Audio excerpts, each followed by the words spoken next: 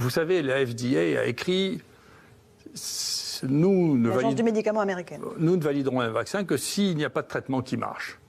D'accord ? Donc, ce qui explique quand même en partie aussi la guerre contre l'hydroxychloroquine, parce qu'il faudra bien il y en a quelques-uns, il y a quelques malins là qui commencent à faire l'investigation. Comment expliquer cette guerre complètement folle, complètement délirante contre l'hydroxychloroquine? Comment est-ce qu'on peut même défendre l'idée qu'un médicament qui a été pris par 2 milliards de personnes est devenu, en 2020, toxique? Il n'y a toujours pas de preuve non plus de l'efficacité de la chloroquine. La preuve, elle est établie. Avec un protocole sanitaire tel qu'on le reconnaît d'ordinaire. Un protocole parfait où il y a la mesure de la charge virale. Maintenant, il va y avoir 3700 malades publiés. Il y avait une étude randomisée, donc avec tirage au sort en Chine, qui était publiée déjà depuis longtemps. Donc la preuve, elle est là. C'est la mauvaise foi qui dit qu'il n'y a pas de preuve. Qui finalement, où on voit que le cocktail d'un macrolide, d'une antibiotique macrolide de type azithromycine, de zinc et pourquoi pas, pour dire un gros mot, de plaquenil, a quand même un effet notable sur les patients lorsqu'il est donné au début de l'infection. But I am an expert in the science, and I can tell you the science is all one-sided.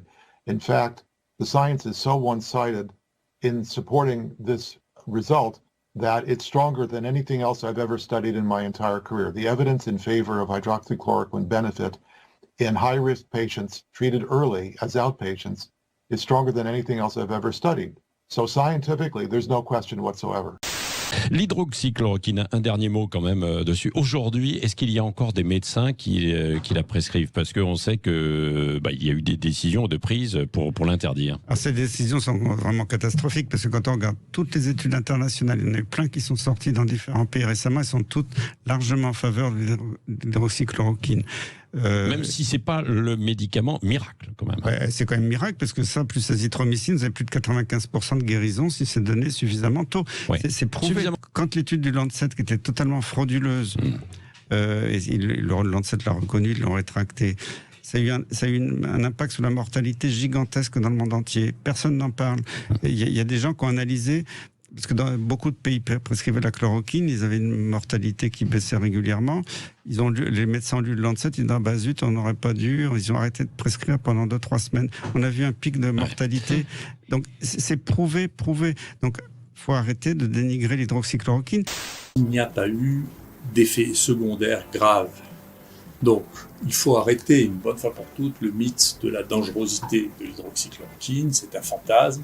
Ça a mené le plus grand scandale scientifique de tous les temps. On n'a pas fini d'assumer. Source OMS.